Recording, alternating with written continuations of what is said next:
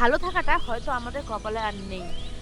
জানি না কেন এরকম হয় আমাদের সাথে, আয়ানের সাথে হোক বা আয়ানের আব্বার সাথে। তো থাম্বনেল দেখে তো আপনারা পুরোটা বুঝেই গেছেন। চলুন আজকে নতুন একটি ব্লগে আপনাদের সকলকে জানাই অনেক ভালোবাসা। আসসালামু আলাইকুম। উত্তর দিনাজপুর জেলার ছোট্ট একটি গ্রাম থেকে আমি পায়েল আমার নতুন ব্লগে আপনাদের সকলকে জানাই অনেক অনেক স্বাগত।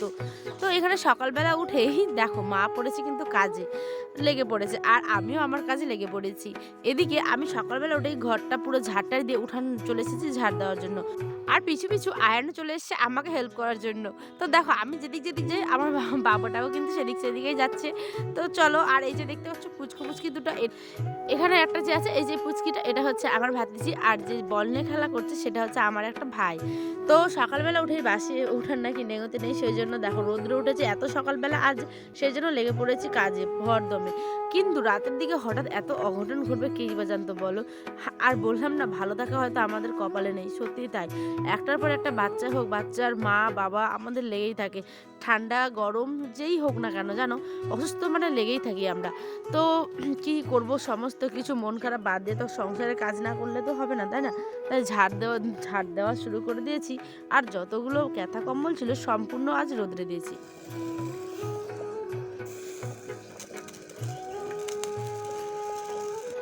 তারপরে মা চলে এসেছে এদিকে ছাগলের জন্য পাতা কাটতে। তো ভাবলাম যে মাকেও আমি একটু হেল্প করি বলতে পাতা কাটবে কি সে আর এক কাণ্ড জানো, মানে পুরো কচিয়া যে বলে কাস্তেটা আর কি, সেটাই খুলে পড়ে গেছে।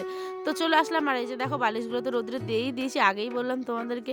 পুরো দেখবে এরম দিলে না, একটা ভাত যখন করে রাখবে একটা অন্যরকমের শান্তি লাগে, একটা ফ্রেশনেস কাজ করে, তাই না? তো সমস্ত কিছু কমপ্লিট, তারপরে এদিকে আমি একটু চা করে নিয়েছিলাম। আর এটা কিন্তু সকালবেলাকার ভিডিও, হ্যাঁ, আয়নের আব্বাও চা খাচ্ছিল, আয়ন সোনাও চা খাচ্ছে, আর দুধ চা করেছি আর তার সাথে খাস্তা। এটা আমাদের একটা বেস্ট মানে সকালবেলাকার খাওয়ার। মজা বেটা। খাওয়া দাওয়া করার পরেই দেখো এখানে চলে এসেছিলাম। তারপরে মা কিন্তু স্নান কমপ্লিট আর আমরাও স্নান কমপ্লিট করার পরেই এই যে দেখো লালুকে খাবার দিতে এসেছি। মানে মা কাটছিল কান্ডি, আর তার সাথে একটু বাতাসও দিচ্ছিল জানো, সেই জন্য একদম মা বেশ ঢাকা ঢাকা নিয়ে নিয়েছে। আর মা এখানে কান্ডি কেটে দিচ্ছিল। তারপরে দেখি তোমার দাদাভাই বাজার থেকে এসছে মাছ নিয়ে। তো ভাবলাম যে চলো মাছটাকে তাহলে একটু রান্না করে নিই, আর তার সাথে করবো বেগুন পোড়া, আলু সেদ্ধ, ডিম ভাজা। যেহেতু আয়ন একটু মাছ খেতে পারে না, সেজন্য ওকে একটু ডিম ভাজা মানে খাইয়ে দেবো আর কি। তো সকাল সকাল এরকম রান্নাবাড়ি করতে আমার এত তাড়াহুড়া হয়ে যায় না, কি বলবো। যেহেতু তোমার দাদাভাই সকালবেলা বেরিয়ে যায়, সেজন্য রান্নাটাও চটজলদি করতে হয়। এই যে মাছটাকে পুরো মানে ধুয়ে টুয়ে কমপ্লিট করে ভেজে নিয়েছি। আর ভাজতে ভাজতে তোমাদের একটা কথা শেয়ার করি, তোমরা অনেকে ব্লগগুলো দেখছো, কিন্তু কি বলো তো, মানে সাবস্ক্রাইব করছো না কেন বলো তো? আমার ব্লগগুলো কি তোমাদের ভালো লাগছে না? ভালো লাগলে আমাকে জানিও, না ভালো লাগলেও জানিও প্লিজ। তোমাদের কাছে তোমাদের জন্যই তো ভিডিও তৈরি করা, তাই না বলো? আর কি বলবো, কিছু তো ভাবতেই পারছি না আমি আর। তো এই যে মাছটা রান্না করছি, আর এদিকে মাছটা রান্না করা কমপ্লিট। এদিকে দেখো আলু সেদ্ধ ডিম ভাজা কিন্তু বসিয়ে দিয়েছি। আর এই যে ধনেপাতা চাটনিও করেছিলাম সাথে। যেহেতু আয়নের দাদু আবার ধনেপাতা চাটনি খেতে ভালোবাসে, সেই জন্য একটু ধনেপাতা চাটনিও করেছিলাম। বাবা কিন্তু খুব ভালোবাসে খেতে। আর এদিকে বেগুন পোড়া, টমেটো পোড়া দিয়ে, শুকনো লঙ্কা দিয়ে বেশ করে করেছিলাম হচ্ছে বেগুনের সানা, মানে বেগুন ভর্তা।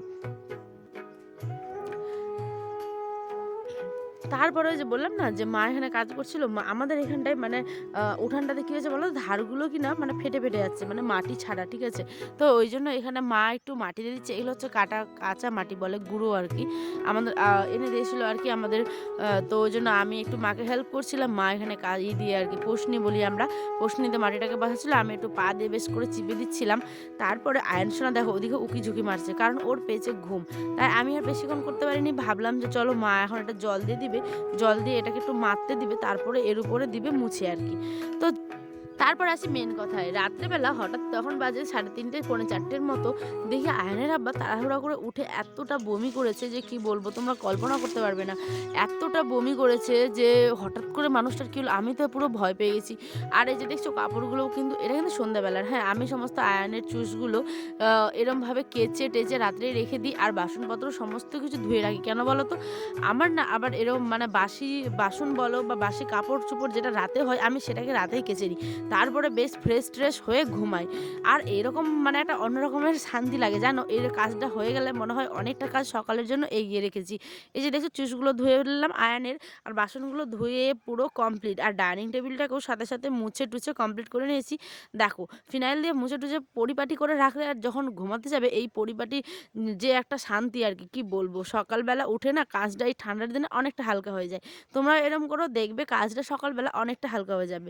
তারপর আয়ন সোনা তো এদিকে ঘুমোতে যাওয়ার আগে কার্টুন দেখছিল। তোমার দাদাভাই গেটে তালা দিয়ে দিয়েছে।